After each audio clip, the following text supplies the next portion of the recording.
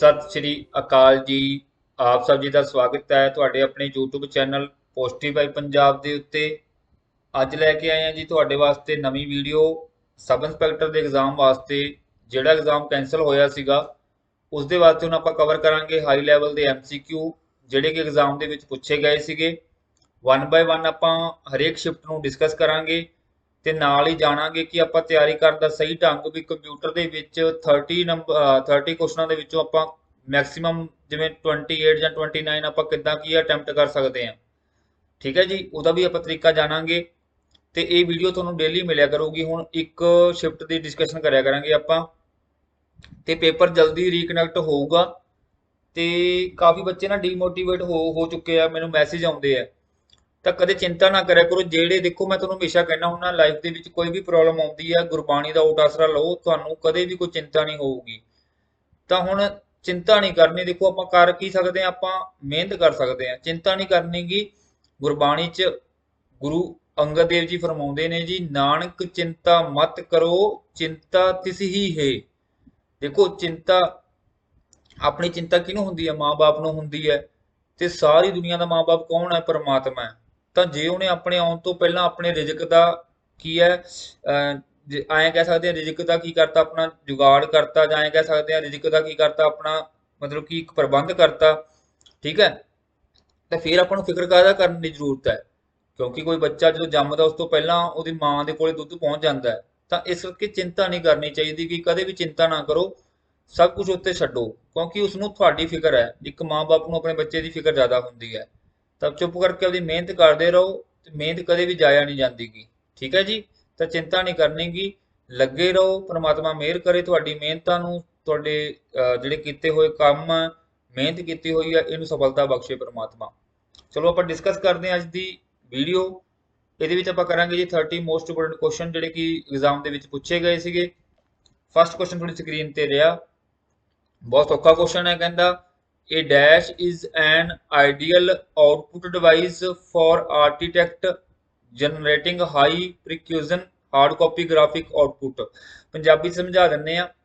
Printer ਕੀ ਕਰਦਾ ਰਾਜੇ? Printer hard copy generate ਕਰਦਾ ਹੈ, ਬਟ ਪ੍ਰਿੰਟਰ ਦਾ ਇੱਕ ਲਿਮਿਟ ਹੁੰਦੀ ਹੈ, ਜਿਵੇਂ A4 size, A3 size, letter size ਇਹ ਪ੍ਰਿੰਟ ਕਰ ਸਕਦਾ ਹੈ।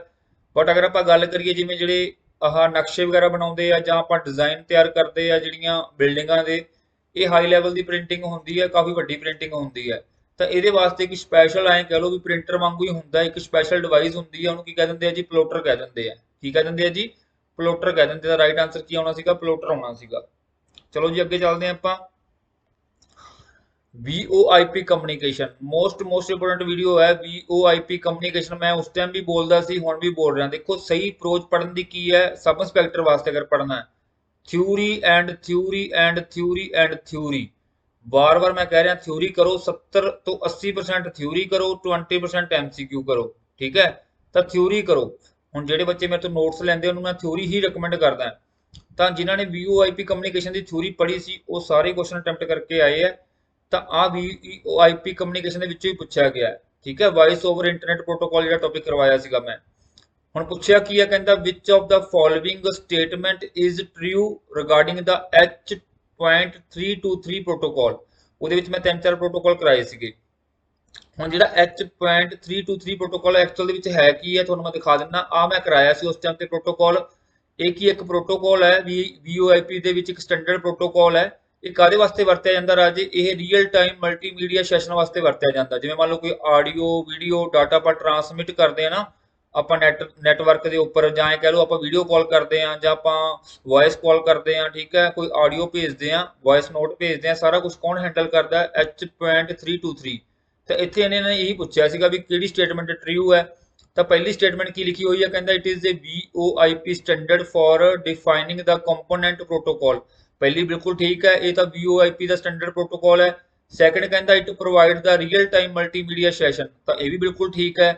ਤਾਂ ਕਹਿਣ ਦਾ ਭਾਵ ਕੀ ਹੈ? ਇਹਦਾ ਆਨਸਰ ਆਊਗਾ ਜੀ ਬੋਥ 1 ਐਂਡ 2। ਠੀਕ ਹੈ, ਇਹਦਾ ਆਨਸਰ ਆਉਣਾ ਸੀਗਾ। ਨੈਕਸਟ ਚੱਲਦੇ ਹਾਂ। ਦੇਖੋ ਤਾਂ ਹੀ ਮੈਂ ਕਹਿ ਰਿਹਾ ਬੇਟੇ ਕਨਸੈਪਟ ਕਲੀਅਰ ਕਰੋ, ਰੱਟੇ ਨਾ ਮਾਰੋ। MCQ ਦੇ ਨਾਲ ਕੁਝ ਨਹੀਂ ਫਾਇਦਾ ਹੋਣ ਲੱਗਾ, 20% ਫਾਇਦਾ ਹੋਊਗਾ। ਮੈਨੂੰ ਕੋਈ ਲਾਲਚ ਨਹੀਂ ਹੈਗਾ ਕਿ ਮੇਰੇ MCQ ਵਿਕ ਜਾਣਗੇ। ਠੀਕ ਹੈ, ਕੋਈ ਚੱਕਰ ਨਹੀਂ ਹੈਗਾ। ਬੱਚਾ ਕੋਈ ਜੌਬ ਲੱਗਣਾ ਚਾਹੀਦਾ ਹੈ। ਠੀਕ ਹੈ, ਅਸਲ ਕਮਾਈ ਉਹੀ ਆਪਣੀ। ਅੱਗੇ ਚੱਲਦੇ ਹਾਂ ਜੀ। ਇਸ ਤੋਂ ਬਾਅਦ ਨੈਕਸਟ ਕੁਐਸਚਨ ਕੀ ਹੈ?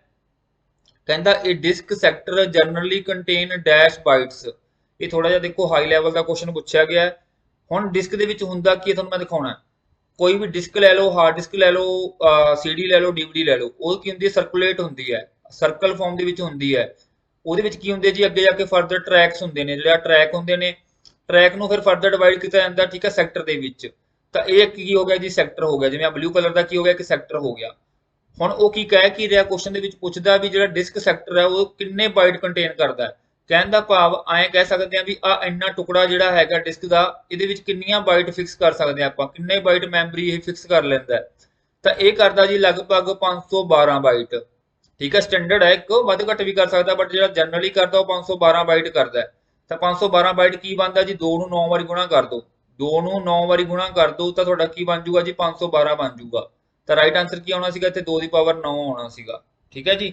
ਹੁਣ ਆਪਾਂ ਗੱਲ ਕਰਦੇ ਹਾਂ ਜੀ ਇਹਦਾ ਮਤਲਬ ਕਿ ਥੋੜਾ ਜ਼ਿਆਦਾ ਡਿਟੇਲ 'ਚ ਨਹੀਂ ਪੜ੍ਹਾ ਰਿਹਾ ਮੈਂ। ਕਹਿੰਦਾ in the computer disk storage ਇਹ sector is a subdivision of track on a magnetic disk or optical disk. Magnetic disk ਦਾ ਮਤਲਬ ਹਾਰਡ ਡਿਸਕ ਤੇ ਆਪਟੀਕਲ ਦਾ ਮਤਲਬ ਸੀਡੀ ਜਾਂ ਡੀਵੀਡੀ ਜਾਂ ਫਿਰ ਬਲੂ ਰੇ ਡਿਸਕ ਦੀ ਗੱਲ ਕਰ ਰਿਹਾ। ਕਹਿੰਦਾ each sector store a fixed amount of the user accessible data. ਕਿੰਨਾ ਕਰਦਾ ਜੀ ਉਹ, ਹਾਰਡ ਡਿਸਕ ਤੇ ਕਰਦਾ 512 ਬਾਈਟ, ਤੇ ਜੇ ਆਪਾਂ ਗੱਲ ਕਰਾਂਗੇ ਸੀਡੀ ਡੀਵੀਡੀ ਦੀ ਉੱਤੇ ਕਰਦਾ ਜੀ 2048 ਬਾਈਟ। ਕਹਿਣ ਦਾ ਭਾਵ ਫਿਕਸ ਹੈ। ਤਾਂ ਇੱਥੇ ਕੁਐਸਚਨ ਦੇ ਵਿੱਚ ਇਹਨਾਂ ਨੇ ਹਾਰਡ ਡਿਸਕ ਹੀ ਪੁੱਛਿਆ ਸੀਗਾ, ਤਾਂ 512 ਕਿਵੇਂ ਬਣਦਾ ਜੀ, 2 ਦੀ ਪਾਵਰ 9 ਕਰਕੇ ਦੇਖ ਲਿਓ, 512 ਬਣੂਗਾ, ਠੀਕ ਹੈ ਜੀ। ਮੈਨੂੰ ਲੱਗਦਾ ਤੁਹਾਨੂੰ ਸਮਝ ਲੱਗ ਗਈ ਹੋਊਗੀ। ਜੇ ਵੀਡੀਓ ਵਧੀਆ ਲੱਗ ਰਹੀ ਹੈ ਤਾਂ ਬੇਟੇ ਲਾਈਕ ਜ਼ਰੂਰ ਕਰ ਦਿਓ, ਸ਼ੇਅਰ ਕਰ ਦਿਓ ਬਾਅਦ ਦੇ ਵਿੱਚ, ਤੇ ਚੈਨਲ ਨੂੰ ਸਬਸਕ੍ਰਾਈਬ ਕਰ ਲਓ ਜਿਹੜੇ ਬੱਚੇ ਨਵੇਂ ਨੇ। ਅੱਗੇ ਚੱਲਦੇ ਹਾਂ ਜੀ, 4th ਕੁਐਸਚਨ ਆਪਾਂ ਡਿਸਕਸ ਕਰਦੇ ਹਾਂ।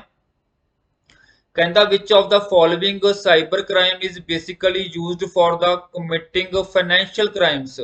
ਫਾਈਨੈਂਸ਼ੀਅਲ ਕ੍ਰਾਈਮ ਕੀ ਹੁੰਦਾ ਰਾਜੇ, ਇੱਕ ਮਿੰਟ ਮੈਂ ਕਲਰ ਚੇਂਜ ਕਰ ਲਾਂ। ਫਾਈਨੈਂਸ਼ੀਅਲ ਕ੍ਰਾਈਮ ਬੇਟੇ ਹੁੰਦਾ ਜਿਵੇਂ ਮੰਨ ਲਓ ਕੋਈ ਆਪਣੀ ਜਿਹੜੀ ਸੈਂਸਿਟਿਵ ਇਨਫੋਰਮੇਸ਼ਨ ਹੁੰਦੀ ਹੈ ਉਹ ਆਪਣੇ ਤੋਂ ਲੈ ਲੈਂਦੇ ਆ ਤੇ ਉਸ ਤੋਂ ਬਾਅਦ ਆਪਣਾ ਕੀ ਅਕਾਊਂਟ ਖਾਲੀ ਕਰ ਦਿੰਦੇ ਆ, ਠੀਕ ਹੈ। ਤਾਂ ਇਹਦੇ ਵਿੱਚ ਜਿਹੜਾ ਅਟੈਕ ਹੈਗਾ ਤੁਹਾਡਾ ਨਾ, ਸਲਾਮੀ ਅਟੈਕ। ਇਹ ਸਲਾਮੀ ਅਟੈਕ ਬੇਸਿਕਲੀ ਫਾਈਨੈਂਸ਼ੀਅਲ ਅਟੈਕ ਹੁੰਦਾ। ਤਾਂ ਇਹਦੇ ਵਿੱਚ ਉਹਨਾਂ ਨੇ ਇਹੀ ਪੁੱਛਿਆ ਕਿ ਕਿਹੜਾ ਅਟੈਕ ਕੀ ਹੈ ਫਾਈਨੈਂਸ਼ੀਅਲ ਦੇ ਨਾਲ ਜਾਂ ਫਾਈਨੈਂਸ਼ੀਅਲ ਕ੍ਰਾਈਮ ਹੈ। ਤਾਂ ਇਹਦਾ ਆਨਸਰ ਆਉਣਾ ਸੀਗਾ ਓਨਲੀ 1। ਹੁਣ ਗੱਲ ਕਰਦੇ ਹਾਂ ਜੀ ਵੈਬ ਜੈਕਿੰਗ ਦੀ। ਵੈਬ ਜੈਕਿੰਗ ਦੇਖੋ ਨਾਮ ਤੋਂ ਕਲੀਅਰ, ਇੱਕ ਵਰਡ ਤੁਸੀਂ ਸੁਣਿਆ ਹੋਊਗਾ ਹਾਈ ਜੈਕਿੰਗ। ਹਾਈ ਜੈਕਿੰਗ ਕੀ ਹੁੰਦਾ ਹੈ, ਆਪਾਂ ਕਹਿੰਦੇ ਯਾਰ ਫਲਾਣੇ ਨੇ ਨਾ ਫਲਾਣੇ ਅੱਤਵਾਦੀਆਂ ਨੇ ਹਾਈਜੈਕ ਕਰ ਲਿਆ ਜਹਾਜ਼, ਅਗਵਾ ਕਰ ਲਿਆ। ਹਾਈਜੈਕ ਦਾ ਮਤਲਬ ਹੁੰਦਾ ਕਿ ਉੱਤੇ ਕੰਟਰੋਲ ਕਿਸੇ ਹੋਰ ਬੰਦੇ ਦਾ ਹੋ ਜਾਂਦਾ ਹੈ। ਉਵੇਂ ਰਾਜੇ ਵੈਬ ਦਾ ਮਤਲਬ ਕੀ ਹੁੰਦਾ, ਇੰਟਰਨੈਟ। ਜੈਕਿੰਗ ਦਾ ਮਤਲਬ ਹੁੰਦਾ ਕਿਸੇ ਚੀਜ਼ ਦਾ ਕੰਟਰੋਲ ਖੋਹ ਲੈਣਾ। ਤਾਂ ਵੈਬ ਜੈਕਿੰਗ ਹੁੰਦਾ ਬੇਸਿਕਲੀ ਜਦੋਂ ਕਿਸੇ ਦੀ ਵੈਬਸਾਈਟ ਦੇ ਉੱਪਰ ਕੋਈ ਹੋਰ ਬੰਦਾ ਕੰਟਰੋਲ ਕਰ ਲੈਂਦਾ ਹੈ, ਠੀਕ ਹੈ। ਕੋਈ ਹੋਰ ਬੰਦਾ ਕੰਟਰੋਲ ਕਰ ਲੈਂਦਾ, ਕੋਈ ਹੈਕਰ ਕੰਟਰੋਲ ਕਰ ਲੈਂਦਾ, ਉਹਨੂੰ ਕਹਿ ਦਿੰਦੇ ਜੀ ਵੈਬ ਜੈਕਿੰਗ। ਤਾਂ ਇਹ ਬੇਸਿਕਲੀ ਇਹ ਹੈਕਿੰਗ ਦੇ ਨਾਲ ਰਿਲੇਟਡ ਹੈ, ਨਾ ਕਿ ਫਾਈਨੈਂਸ਼ੀਅਲ ਦੇ ਨਾਲ ਰਿਲੇਟਡ।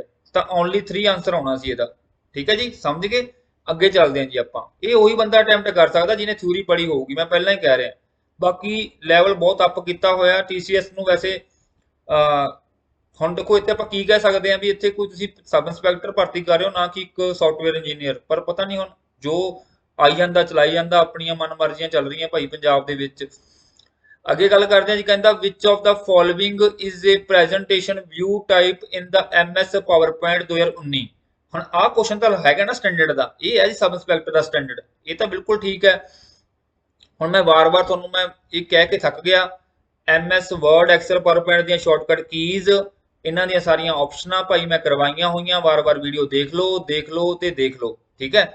ਹੁਣ ਕਹਿੰਦਾ ਵੀ ਕਿਹੜੇ-ਕਿਹੜੇ ਵਿਊਜ਼ ਹੁੰਦੇ ਨੇ।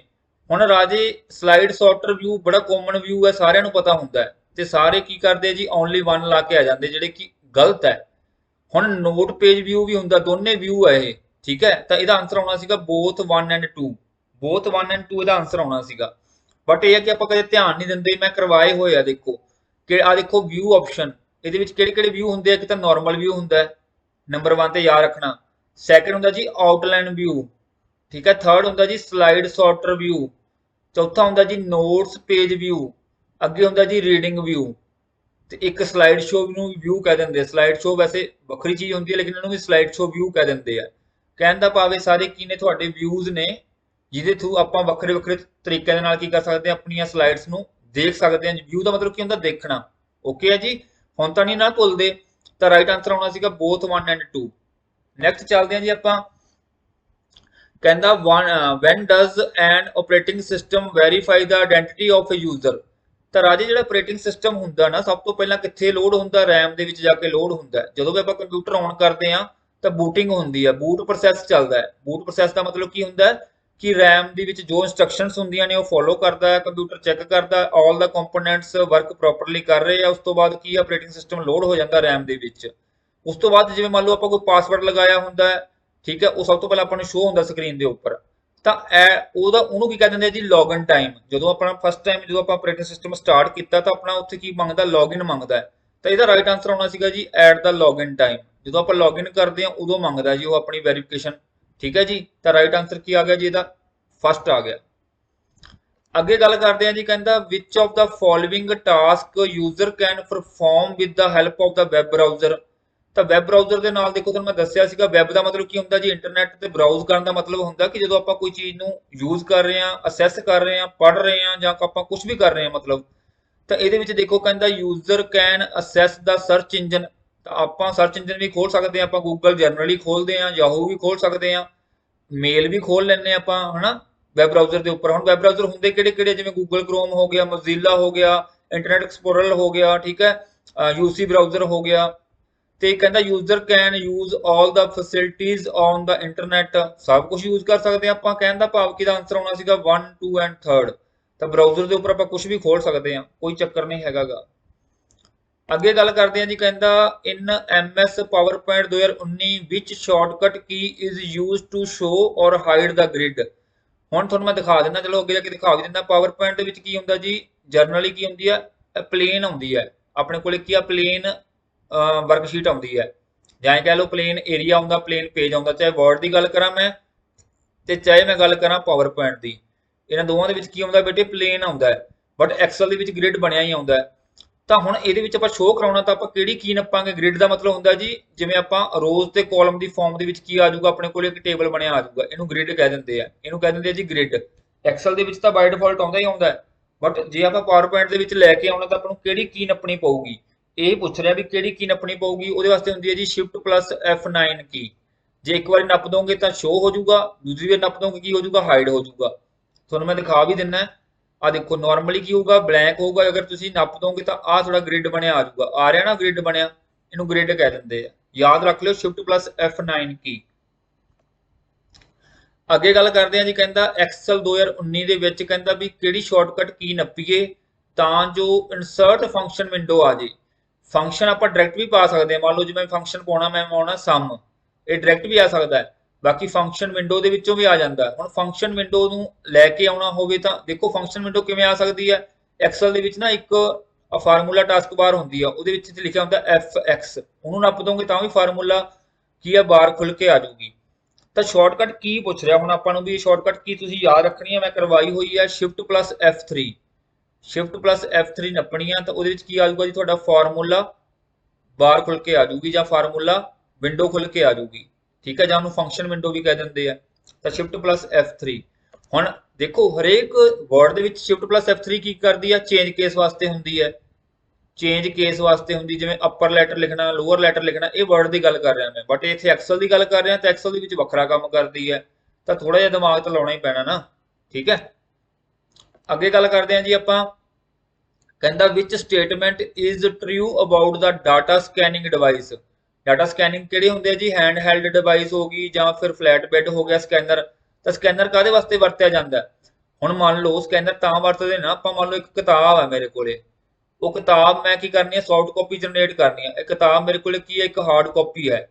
ਇਹਦੀ ਮੈਂ ਕੀ ਬਣਾਉਣੀ ਹੈ ਜੀ? ਸੌਫਟ ਕਾਪੀ ਬਣਾਉਣੀ ਹੈ। ਜਾਂ ਤਾਂ ਇੱਕ ਤਰੀਕਾ ਇਹੀ ਹੈ ਕਿ ਮੈਂ ਸਾਰੀ ਕੀ ਹੈ ਟਾਈਪ ਕਰ ਲਵਾਂ। ਹੁਣ ਮੈਂ ਟਾਈਪ ਕਰਨ ਤੋਂ ਬਚਣਾ ਤਾਂ ਮੈਂ ਕੀ ਕਰੂੰਗਾ? ਡਾਇਰੈਕਟ ਸਕੈਨ ਕਰ ਲੂੰਗਾ। ਤਾਂ ਸਕੈਨ ਕਰਕੇ ਮੈਂ ਕੀ ਕਰੂੰਗਾ ਜੀ? ਇਹਨੂੰ ਸੌਫਟ ਕਾਪੀ ਦੇ ਵਿੱਚ ਕੀ ਕਰ ਲੂੰਗਾ? ਸੇਵ ਕਰ ਲੂੰਗਾ। ਤਾਂ ਪਹਿਲੀ ਆਪਸ਼ਨ ਬਿਲਕੁਲ ਠੀਕ ਹੈ। ਕਹਿੰਦਾ eliminate the need of the manual entry. ਤਾਂ ਐਲੀਮੀਨੇਟ ਕਰ ਦਿੰਦਾ ਜੀ ਸਕੈਨਿੰਗ, ਬਿਲਕੁਲ ਠੀਕ ਹੈ। ਸੈਕੰਡ ਵਾਲੀ ਆਪਸ਼ਨ ਗਲਤ ਹੈ। ਕਹਿੰਦਾ need degraded quality of the data source, but ਇਹ ਤਾਂ ਨਹੀਂ ਕਰਦਾਗਾ। ਇਸ ਕਰਕੇ ਓਨਲੀ 1 ਕੀ ਆ ਜਾਊਗਾ? ਇਹਦਾ ਆਨਸਰ ਆ ਜਾਊਗਾ 4th 1। ਅੱਗੇ ਚੱਲਦੇ ਆ ਜੀ। ਕਹਿੰਦਾ which of the following pair is correct. ਤਾਂ ਤੁਹਾਨੂੰ ਮੈਂ ਦੇਖੋ ਰਾਜੇ, ਮੈਂ ਸਾਰੇ line printer, chain printer, drum printer ਕਰਾਇਆ ਹੋਇਆ।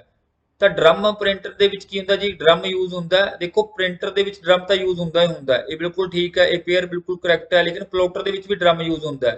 ਕਿਉਂਕਿ ਜਿਹੜਾ ਪਲੋਟਰ ਮੈਂ ਤੁਹਾਨੂੰ ਕਰਾਇਆ ਹੀ ਹੋਇਆ, ਜਿਹੜਾ ਫਲੈਟ ਬੈਡ ਪਲੋਟਰ ਹੈ ਨਾ, ਠੀਕ ਹੈ, ਉਹਦੇ ਵਿੱਚ ਕੀ ਹੁੰਦਾ, ਇੱਕ ਡਰਮ ਹੁੰਦਾ ਹੈ। ਕਿਉਂਕਿ ਹਾਈ ਲੈਵਲ ਦੀ ਉਹਦੇ ਵਿੱਚ ਕੀ ਹੁੰਦੀ ਹੈ, ਪ੍ਰਿੰਟਿੰਗ ਹੁੰਦੀ ਹੈ ਨਾ, ਉਹਦੇ ਵਿੱਚ ਇੱਕ ਬਹੁਤ ਵੱਡਾ ਡਰਮ ਹੁੰਦਾ ਜਿਹਦੇ ਵਿੱਚ ਕੀ ਹੁੰਦੀ ਹੈ, ਇੰਕ ਹੁੰਦੀ ਹੈ, ਠੀਕ ਹੈ, ਜਾਂ ਉਹਦੇ ਉੱਪਰ ਕਰੈਕਟਰ ਕੀ ਲਿਖੇ ਹੁੰਦੇ ਆ, ਕਰੈਕਟਰ ਕੀ ਹੁੰਦੇ ਆ, ਛਪੇ ਹੁੰਦੇ ਆ। ਤਾਂ ਦੋਨੇ ਕੀ ਨੇ ਰਾਜੇ, ਇਹ ਡਰਮ ਪ੍ਰਿੰਟਰ ਨੇ, ਡਰਮ ਪਲੋਟਰ ਵੀ ਹੁੰਦਾ, ਡਰਮ ਪ੍ਰਿੰਟਰ ਵੀ ਆਉਂਦਾ। ਤੇ ਇਹਦਾ ਆਨਸਰ ਆਉਣਾ ਸੀਗਾ ਬੋਥ 1 ਐਂਡ 2, ਠੀਕ ਹੈ। ਇਹ ਮੈਂ ਡਿਟੇਲ ਥਿਊਰੀ ਦੇ ਵਿੱਚ ਕਰਾਈ ਹੋਈ ਹੈ, ਜ਼ਿਆਦਾ ਡਿਟੇਲ 'ਚ ਜਾਣਾ ਤੁਸੀਂ ਜਾ ਕੇ ਵੀਡੀਓ ਦੇਖ ਸਕਦੇ ਹੋ। ਅੱਗੇ ਗੱਲ ਕਰਦੇ ਹਾਂ ਜੀ, ਮੈਂ ਬਿਲਕੁਲ ਸਲੋ ਕਰਾ ਰਿਹਾ, ਇਹਦਾ ਕਾਰਨ ਇਹੀ ਹੈ ਕਿ ਇਹ ਕੁਐਸਚਨ ਰਿਪੀਟ ਹੋਣਗੇ, ਗਰੰਟੀ ਹੈ। ਅੱਗੇ ਗੱਲ ਕਰਦੇ ਹਾਂ ਜੀ, ਕਹਿੰਦਾ in a computer system dash point to next instruction to be executed, it contain the memory address of the next instruction to be executed. ਇੱਕ ਨਾ ਆਪਣੇ ਕੋਲੇ ਵੀਡੀਓ ਪਈ ਆ ਆਪਣੇ ਚੈਨਲ ਤੇ, ਰਜਿਸਟਰ ਕਰਕੇ ਵੀਡੀਓ ਪਈ ਆ ਭਾਈ, ਉਹ ਦੇਖ ਲਿਓ, ਉਹਦੇ ਵਿੱਚ ਸਾਰੇ ਕਰਵਾਏ ਹੋਏ ਆ ਮੈਂ। MAR ਮੈਮਰੀ ਐਡਰੈਸ ਰਜਿਸਟਰ ਕਰਾਇਆ ਹੋਇਆ, ਪ੍ਰੋਗਰਾਮ ਕਾਊਂਟਰ ਕਰਾਇਆ ਹੋਇਆ, ਠੀਕ ਹੈ ਜੀ, ਤੁਹਾਡਾ ਅਕਮੂਲੇਟਰ ਕਰਵਾਇਆ ਹੋਇਆ ਜੀ, ਸਾਰੇ ਪ੍ਰਿੰਟਰ ਮਤਲਬ ਸਾਰੇ ਰਜਿਸਟਰ ਕਰਾਏ ਹੋਏ ਆ। ਇਹ ਹੁਣ ਰਜਿਸਟਰ ਦੀ ਗੱਲ ਕਰ ਰਿਹਾ।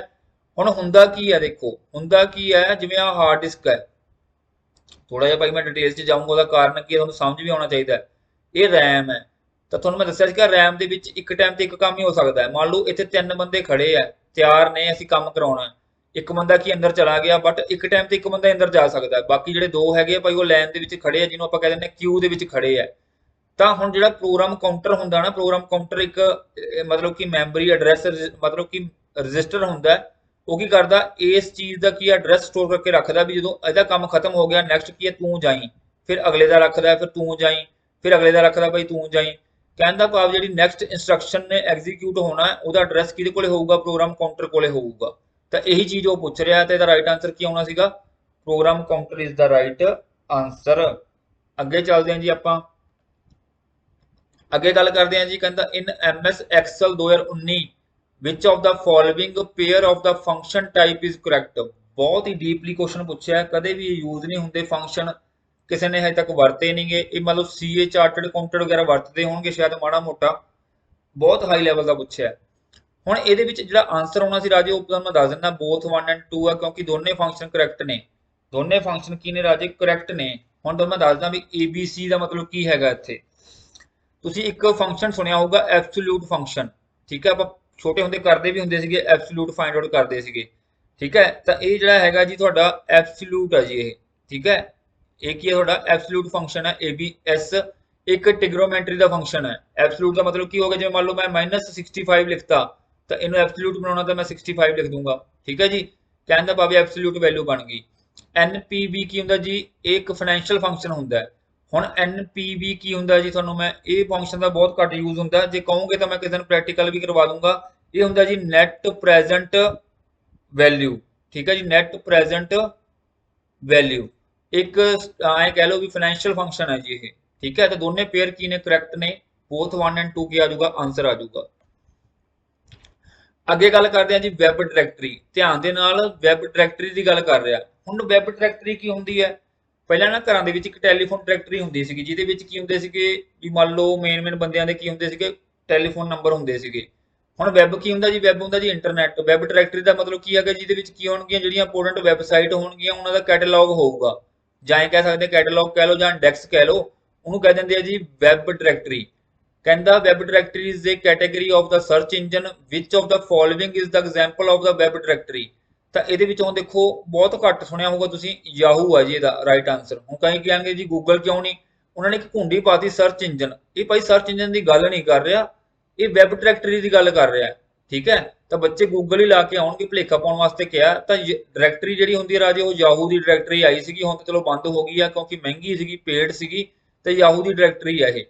ਹੁਣ ਹੋਰ ਕਿਹੜੀਆਂ ਡਾਇਰੈਕਟਰੀਜ਼ ਹੁੰਦੀਆਂ ਨੇ, ਮੈਂ ਤੁਹਾਨੂੰ ਇਹ ਵੀ ਦੱਸ ਦਿੰਦਾ ਇੱਕ ਵਾਰੀ, ਕਿਉਂਕਿ ਤੁਹਾਡੇ ਕੰਮ ਆ ਸਕਦੀਆਂ।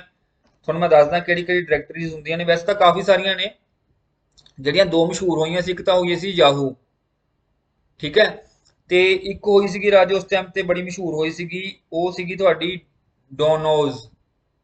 ਇਹ ਵੀ ਬਹੁਤ ਮਤਲਬ ਕਿ ਚਰਚਾ ਦੇ ਵਿੱਚ ਰਹਿੰਦੀ ਹੈ। ਇਹ ਵੀ ਵੈਸੇ ਫਿਲਹਾਲ ਬੰਦ ਹੋ ਚੁੱਕੀ, ਵੈਸੇ ਕਾਫੀ ਹੱਦ ਤੱਕ ਫ੍ਰੀ ਸੀਗੀ ਇਹ। ਤੇ ਇੱਕ ਆਉਂਦੀ ਹੈ ਜੀ ਤੁਹਾਡੀ BOTW, ਇਹ ਹੁੰਦੀ ਹੈ ਜੀ ਤੁਹਾਡਾ best of the web, best of the web ਇਹਨੂੰ ਕਹਿ ਦਿੰਦੇ ਆ। ਇੱਕ ਆਉਂਦੀ ਹੈ ਜੀ ਅਬਾਊਟ ਅਸ, ਇੱਕ ਆਉਂਦੀ ਹੈ ਜੀ ਯੈਲੋ ਪੇਜ, ਮਤਲਬ ਕਾਫੀ ਆਉਂਦੀਆਂ ਨੇ।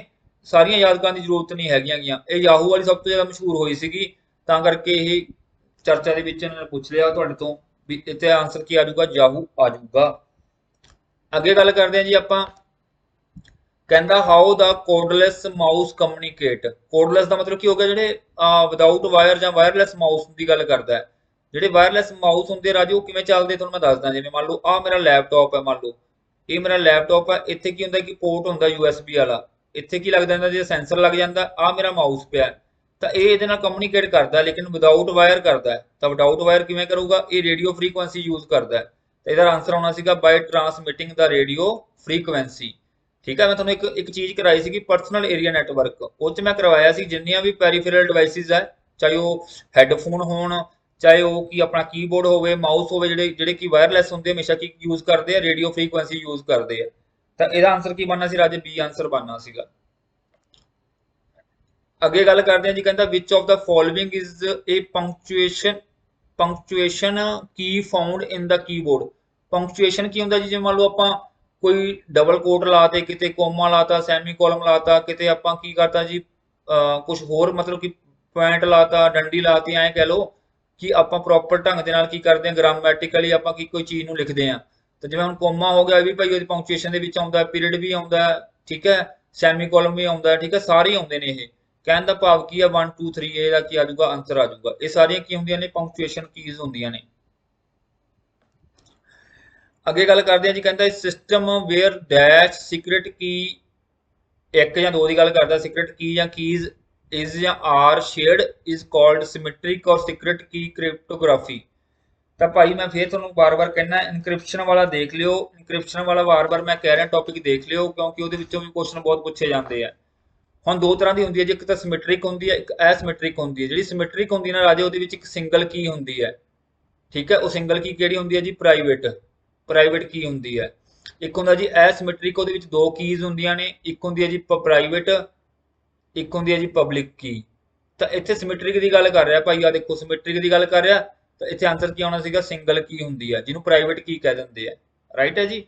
ਤਾਂ ਪੜ੍ਹ ਲਿਓ ਧਿਆਨ ਦੇ ਨਾਲ, ਬੜਾ ਸੌਖਾ ਕੁਐਸਚਨ ਪੁੱਛਿਆ ਗਿਆ। ਅੱਗੇ ਗੱਲ ਕਰਦੇ ਹਾਂ ਜੀ। ਆਹ ਕੁਐਸਚਨ ਨੇ ਵੀ ਥੋੜਾ ਜਿਹਾ ਹਾਈ ਲੈਵਲ ਦਾ। ਕਹਿੰਦਾ ਡਿਜੀਟਲ ਸਰਟੀਫਿਕੇਟ ਜਿਹੜੇ ਪ੍ਰੋਵਾਈਡ ਕਰਦੀਆਂ ਨੇ ਸਰਟੀਫਾਈਡ ਅਥਾਰਟੀਜ਼, ਠੀਕ ਹੈ ਜੀ। ਤਾਂ ਉਹਦੇ ਵਿੱਚ ਇੰਡੀਆ ਦੇ ਵਿੱਚ ਕਿਹੜੀਆਂ ਨੇ, ਠੀਕ ਆ। ਉਹ ਵੈਸੇ ਚਲੋ ਗਲੋਬਲੀ ਗੱਲ ਕਰ ਰਿਹਾ, ਬਟ ਇੰਡੀਆ ਦੀ ਪੁੱਛ ਲਈਆਂ। ਤਾਂ ਹੁਣ ਇੰਡੀਆ ਦੇ ਭਾਈ ਨਾਮ ਯਾਦ ਰੱਖ ਲਿਓ, ਇਹਦੀ ਫੁੱਲ ਫਾਰਮ ਯਾਦ ਰੱਖਣ ਦੀ ਜ਼ਰੂਰਤ ਨਹੀਂ ਹੈਗੀ। ਤਾਂ ਇਹਦੇ ਵਿੱਚ ਤੁਹਾਨੂੰ ਮੈਂ ਦੱਸਦਾ, ਟੈਲੀਕਮਿਊਨੀਕੇਸ਼ਨ ਜਿਹੜੀ ਆਪਣੀ ਮਿਨਿਸਟਰੀ ਹੈਗੀ ਉਹ ਹੈਂਡਲ ਕਰਦੀ ਹੈ ਵੈਸੇ ਓਵਰਆਲ, ਬਟ ਉਹਨੇ ਅੱਗੇ ਜਿਵੇਂ ਕੰਮ ਵੰਡਿਆ ਹੋਇਆ। ਹੁਣ ਇਹਦੇ ਵਿੱਚ ਮੈਂ ਤੁਹਾਨੂੰ ਦੱਸ ਦਿੰਦਾ, ਆਹ ਤਿੰਨੇ ਤਾਂ ਹੈਗੀਆਂ ਨੇ, IDRBT NIC ਹੋ ਗਿਆ, ਸੇਫ ਸਕ੍ਰਿਪਟ ਲਿਮਟਿਡ ਹੋ ਗਿਆ, ਇਹ ਤਿੰਨੇ ਤਾਂ ਹੈਗੀਆਂ। ਇਸ ਤੋਂ ਇਲਾਵਾ ਜਿਹੜੀਆਂ ਤੁਹਾਨੂੰ ਪੁੱਛੀਆਂ ਜਾ ਸਕਦੀਆਂ ਉਹ ਯਾਦ ਰੱਖ ਲਿਓ। TCS, ਠੀਕ ਹੈ, TCS ਦੇਖੋ ਹੈਗੀ ਇਹਦੇ ਵਿੱਚ, GNFC ਇਹ ਵੀ ਹੈਗੀ ਹੈ, ਜਾਂ ਫਿਰ ਆਪਾਂ ਗੱਲ ਕਰੀਏ ਈ ਮੁਦਰਾ ਵੀ ਹੈਗੀ ਹੈ ਭਾਈ, ਇਹ ਯਾਦ ਰੱਖ ਲਿਓ। ਈ ਮੁਦਰਾ CA ਕਹਿ ਦਿੰਦੇ ਇਹਨੂੰ, ਸਰਟੀਫਾਈਡ। ਇੱਕ ਹੈ ਸੇਫ ਸੀਕ੍ਰੇਟ, ਹੁਣ ਮੈਂ ਲਿਖਾਤੀ ਹੈ। ਇੱਕ ਹੈਗਾ ਜੀ MTNL ਟਰਸਟ ਲਾਈਨ। ਇਹ ਸਾਰੀਆਂ ਕੀ ਨੇ ਤੁਹਾਡੀਆਂ ਇੰਡੀਆ ਦੇ ਵਿੱਚ ਜਿਹੜੀਆਂ ਮਤਲਬ ਕਿ ਸਰਟੀਫਿਕੇਟ ਇਸ਼ੂ ਕਰਦੀਆਂ ਨੇ, ਡਿਜੀਟਲ ਸਰਟੀਫਿਕੇਟ ਪ੍ਰੋਵਾਈਡ ਕਰਦੀਆਂ ਨੇ। ਇਹ ਯਾਦ ਰੱਖ ਲਿਓ ਬੇਟੇ, ਇਹ ਸਾਰਾ ਕੁਝ ਪੁੱਛਿਆ ਜਾ ਸਕਦਾ ਤੁਹਾਨੂੰ। ਅੱਗੇ ਗੱਲ ਕਰਦੇ ਹਾਂ ਜੀ। ਕਹਿੰਦਾ dash encryption method is used in the Skype communication. ਤਾਂ ਭਾਈ ਸਕਾਈਪ ਕਮਿਊਨੀਕੇਸ਼ਨ ਕੀ ਹੁੰਦੀ ਹੈ, ਤੁਹਾਨੂੰ ਮੈਂ ਇਹ ਕਰਵਾਇਆ ਹੋਇਆ। ਇੱਕ ਸਟੈਂਡਰਡ ਨਾ ਇਹ ਯੂਜ਼ ਕਰਦੀ ਹੈ, ਇੱਕ ਇਨਕ੍ਰਿਪਸ਼ਨ ਮੈਥਡ ਯੂਜ਼ ਕਰਦੀ ਹੈ, AES। ਇਹ ਮੈਂ ਪੜ੍ਹਾਇਆ ਹੋਇਆ, ਬਹੁਤ ਵਧੀਆ ਢੰਗ ਦੇ ਨਾਲ ਪੜ੍ਹਾਇਆ ਹੋਇਆ। ਦੇਖੋ ਥਿਊਰੀ ਮੈਂ ਬਾਅਦ ਫਿਰ ਉਹੀ ਗੱਲ ਉੱਥੇ ਆ ਕੇ ਰੁਕ ਜਾਂਦੀ ਹੈ, ਫਿਰ ਵੀ ਤੁਸੀਂ ਕਹੋਗੇ ਮਾਸਟਰ ਇੱਕੋ ਗੱਲ ਵਾਰ-ਵਾਰ ਕਹਿੰਦਾ ਹੈ। ਇੱਕੋ ਗੱਲ ਮੈਂ ਤਾਂ ਕਹਿੰਦਾ ਭਾਈ, ਪੜ੍ਹਨ ਦਾ ਸਹੀ ਤਰੀਕਾ ਹੀ ਹੈ। ਹੁਣ ਜਿਹੜਾ ਇਹ ਹੁੰਦਾ ਨਾ ਰਾਜੇ, ਇਹ ਹੁੰਦਾ ਜੀ ਐਡਵਾਂਸ। ਪਹਿਲਾਂ ਮੈਂ ਇਹਦੀ ਫੁੱਲ ਫਾਰਮ ਦੱਸਦਾ, ਕਈ ਵਾਰ ਫੁੱਲ ਫਾਰਮ ਵੀ ਪੁੱਛ ਲੈਂਦੇ ਆ। ਇਹ ਹੁੰਦਾ ਜੀ ਐਡਵਾਂਸਡ ਇਨਕ੍ਰਿਪਸ਼ਨ, ਠੀਕ ਹੈ, ਇਨਕ੍ਰਿਪਸ਼ਨ ਤੇ ਸਟੈਂਡਰਡ ਕਹਿ ਦਿੰਦੇ ਇਹਨੂੰ, ਠੀਕ ਹੈ। ਇਹਦੇ ਵਿੱਚ ਹੁੰਦਾ ਕੀ ਹੈ, ਹੁਣ ਸਕਾਈਪ ਕਿਉਂ ਕਹਿੰਦੇ ਇਹਨੂੰ, ਕਿਉਂਕਿ ਜਿਹੜਾ VoIP voice over internet protocol ਜਿਹੜਾ ਹੈਗਾ ਨਾ ਰਾਜੇ, ਉਹ ਜਿਹੜਾ ਡਿਵੈਲਪ ਕੀਤਾ ਸੀਗਾ ਨਾ, ਉਹ ਸਕਾਈਪ ਜਿਹੜੀ ਟੈਕਨੋਲੋਜੀਜ਼ ਹੈ ਨਾ, ਇੱਕ ਕੰਪਨੀ ਹੈ ਸਕਾਈਪ ਟੈਕਨੋਲੋਜੀਜ਼ ਲਿਮਟਿਡ, ਉਹਨੇ ਕੀਤਾ ਸੀਗਾ। ਤਾਂ ਉਸੇ ਕਰਕੇ ਉਹਦਾ ਨਾਮ, ਉਹ ਸਟੈਂਡਰਡ ਇਹਨਾਂ ਨੇ ਹੀ ਲੈ ਕੇ ਆਏ ਸੀਗੇ AES, ਜਿਹਦੇ ਵਿੱਚ ਕੀ ਹੁੰਦਾ ਵੀ ਮਤਲਬ ਕਿ ਆਪਣਾ ਕੋਈ ਡਾਟਾ ਜਾ ਰਿਹਾ ਨਾ ਨੈਟ ਦੇ ਉੱਪਰ, ਉਹ ਸਿਕਿਉਰਡ ਹੁੰਦਾ। ਜਿਵੇਂ ਤੁਸੀਂ WhatsApp ਤੇ ਦੇਖਦੇ ਹੋ ਨਾ ਕਿ 1 to 1 ਇਨਕ੍ਰਿਪਸ਼ਨ ਲਿਖਿਆ ਹੁੰਦਾ ਹੈ, ਉਹੀ ਚੀਜ਼ ਹੁੰਦੀ ਹੈ ਕਿ ਆਪਣਾ ਮੈਸੇਜ ਪ੍ਰਾਈਵੇਟਲੀ ਹੁੰਦਾ, ਕੋਈ ਜਿਵੇਂ ਹੁਣ WhatsApp ਨੂੰ ਨਹੀਂ ਪਤਾ ਹੁੰਦਾ ਵੀ ਆਪਣਾ ਮੈਸੇਜ ਆਪਾਂ ਕੀ ਭੇਜ ਰਹੇ ਹਾਂ, ਆਪਾਂ ਪ੍ਰਾਈਵੇਟਲੀ ਕੀ ਕਰ ਸਕਦੇ ਹਾਂ, ਉਹਨੂੰ ਸਿਕਿਉਰ ਕਰ ਸਕਦੇ ਹਾਂ। ਜਿਹੜਾ ਬੰਦਾ ਸੈਂਡਰ ਹੈ ਤੇ ਰਿਸੀਵਰ ਹੈ ਉਹੀ ਦੇਖ ਸਕਦੇ ਆ। ਤਾਂ ਇਹਦੇ ਵਿੱਚ ਕੀ ਸਕਾਈਪ ਕੀ ਯੂਜ਼ ਕਰਦਾ, 256 ਜਿਹੜੀ ਬਿਟਸ ਹੁੰਦੀਆਂ ਨੇ, 256 ਬਿਟ ਦਾ ਇੱਕ ਸਟੈਂਡਰਡ ਜਿਹੜਾ ਇਨਕ੍ਰਿਪਸ਼ਨ ਮੈਥਡ ਆ ਉਹ ਯੂਜ਼ ਕਰਦਾ ਹੈ। ਹੁਣ ਇੰਨੀ ਡਿਟੇਲ 'ਚ ਮੈਂ ਜਾ ਨਹੀਂ ਰਿਹਾ, ਫਿਲਹਾਲ ਤੁਸੀਂ ਇੰਨਾ ਸਮਝ ਲਓ ਵੀ ਇਹ AES ਐਡਵਾਂਸਡ ਇਨਕ੍ਰਿਪਸ਼ਨ ਸਟੈਂਡਰਡ ਨੂੰ ਯੂਜ਼ ਕਰਦਾ ਹੈ ਸਕਾਈਪ। ਸਕਾਈਪ ਦਾ ਨਾਮ ਤਾਂ ਪਿਆ ਕਿਉਂਕਿ ਸਕਾਈਪ ਜਿਹੜੀ ਟੈਕਨੋਲੋਜੀ ਸੀਗੀਆਂ, ਲਿਮਟਿਡ ਕੰਪਨੀ ਸੀਗੀ, ਉਹ ਇਹਨੂੰ ਲੈ ਕੇ ਆਈ ਸੀਗੀ। ਅੱਗੇ ਗੱਲ ਕਰਦੇ ਹਾਂ ਜੀ, ਕਹਿੰਦਾ VoIP can allow you to make a call directly from the computer. ਠੀਕ ਹੈ ਜੀ, ਤਾਂ ਇਹ ਤਾਂ ਕਰਦਾ ਹੀ ਕਰਦਾ ਜੀ। ਤਾਂ ਕਹਿੰਦਾ VoIP phone do not have their own MAC address. ਹੁਣ ਭਾਈ ਪਹਿਲੀ ਗੱਲ ਤਾਂ ਬਿਲਕੁਲ ਠੀਕ ਆ, ਇਹਦਾ ਆਨਸਰ ਹੋਣਾ ਓਨਲੀ 1, ਕਿਉਂਕਿ ਅੱਜ ਕੱਲ੍ਹ ਨੋਟ ਹਰੇਕ ਦਾ ਮੈਕ ਐਡਰੈਸ ਹੁੰਦਾ ਹੈ। ਇਹ ਯਾਦ ਰੱਖ ਲਿਓ, ਕੰਪਿਊਟਰ ਚਾਹੇ ਨੈਟ ਦੇ ਉੱਪਰ ਹੈਗਾ ਚਾਹੇ ਨਹੀਂ ਹੈਗਾ, ਉਹਦਾ ਮੈਕ ਐਡਰੈਸ ਹੋਊਗਾ। ਕਿਉਂਕਿ ਮੈਕ ਐਡਰੈਸ ਕੀ ਹੁੰਦਾ, ਇੱਕ ਤਰ੍ਹਾਂ ਦਾ ਫਿਜ਼ੀਕਲ ਐਡਰੈਸ ਹੁੰਦਾ ਹੈ। ਫਿਜ਼ੀਕਲ ਐਡਰੈਸ ਸਮਝਦੇ ਹੋ ਕਿ ਮੰਨ ਲਓ ਕੋਈ ਮੈਨੂਫੈਕਚਰ ਜਿਹੜਾ ਹੁੰਦਾ ਨਾ, ਉਹ ਮੈਕ ਐਡਰੈਸ ਨੂੰ ਕੀ ਆ ਲਾ ਕੇ ਭੇਜਦਾ ਕੰਪਿਊਟਰ ਦੇ ਵਿੱਚ। ਤੇ ਜਿਹੜਾ IP ਹੁੰਦਾ ਰਾਜੇ, IP ਹੁੰਦਾ ਆਪਣਾ ਲੌਜੀਕਲ ਐਡਰੈਸ ਜਿਹੜਾ ਕਿ ਨੈਟ ਦੇ ਉੱਪਰ ਹੁੰਦਾ ਹੈ। ਮੈਕ ਐਡਰੈਸ ਤਾਂ ਹੋਊਗਾ ਹੀ ਹੋਊਗਾ, 101% ਹੋਊਗਾ। ਠੀਕ ਹੈ ਜੀ, ਤਾਂ ਰਾਈਟ ਆਨਸਰ ਕੀ ਆਉਣਾ ਸੀ, ਇਹਦਾ ਓਨਲੀ 1 ਆਉਣਾ ਸੀਗਾ। ਉਹਨਾਂ ਨੇ ਟਰੂ ਪੁੱਛਿਆ ਸੀ, ਉੱਤੇ ਸ਼ਾਇਦ ਮੈਂ ਇੱਕ ਲਾਈਨ ਲਿਖਣੀ ਭੁੱਲ ਗਿਆ ਵੀ which of the following statement ਵੀ ਟਰੂ ਕਿਹੜੀ ਕਿਹੜੀ ਹੈ, ਤਾਂ ਇਹਨਾਂ ਵਿੱਚੋਂ ਸਿਰਫ ਓਨਲੀ 1 ਟਰੂ ਹੈ। ਠੀਕ ਹੈ ਜੀ, ਅੱਗੇ ਚੱਲਦੇ ਹਾਂ ਜੀ ਆਪਾਂ। 20 ਨੰਬਰ ਕੁਐਸਚਨ ਆਪਾਂ ਕਰ ਲਿਆ ਹਨਾ। ਇਸ ਤੋਂ ਬਾਅਦ ਚੱਲਦੇ ਹਾਂ ਜੀ ਆਪਾਂ 21 ਦੇ ਵੱਲ। ਕਹਿੰਦਾ dash transforms input data and instruction into the binary code that are acceptable to the computer। ਹੁਣ ਹੁੰਦਾ ਕੀ ਹੈ ਰਾਜੇ, ਤੁਹਾਨੂੰ ਮੈਂ ਚਲੋ ਇੱਕ ਸਿਸਟਮ ਸਮਝਾ ਦਿੰਦਾ। ਹੁੰਦਾ ਕੀ ਹੈ, ਮੰਨ ਲਓ ਇੱਥੇ ਕੀਬੋਰਡ ਲੱਗਾ ਹੋਇਆ ਹੈ, ਕੀਬੋਰਡ ਤੋਂ ਆਪਾਂ ਕੋਈ ਵੀ ਕੀ ਨੱਪਦੇ ਆ, ਮੰਨ ਲਓ ਮੈਂ A ਨੱਪਤਾ। ਹੁਣ ਕੰਪਿਊਟਰ ਨੂੰ ਭਾਈ ਅੰਗਰੇਜ਼ੀ ਪੰਜਾਬੀ ਹਿੰਦੀ ਅੰਗਰੇਜ਼ੀ ਤਾਮਿਲ ਕੁਝ ਨਹੀਂ ਸਮਝ ਆਉਂਦਾ, ਉਹਨੂੰ ਸਿਰਫ ਬਾਈਨਰੀ ਲੈਂਗੁਏਜ ਸਮਝ ਆਉਂਦੀ 0 ਤੇ 1 ਦੀ ਫਾਰਮ ਦੇ ਵਿੱਚ। ਜਦੋਂ ਮੈਂ ਇੱਥੇ ਮਤਲਬ ਕੀ ਨੱਪਤੀ, ਕੀ ਆ ਸੈਂਸਰ ਕੀ ਆ, ਜਿਹੜਾ ਕੀਬੋਰਡ ਦੇ ਥੱਲੇ ਸੈਂਸਰ ਲੱਗਾ ਹੋਊਗਾ ਉਹਨੂੰ ਸੈਂਸ ਹੋ ਜਾਊਗਾ ਵੀ ਇਹਨਾਂ ਨੇ A ਕੀ ਨੱਪੀ ਹੈ।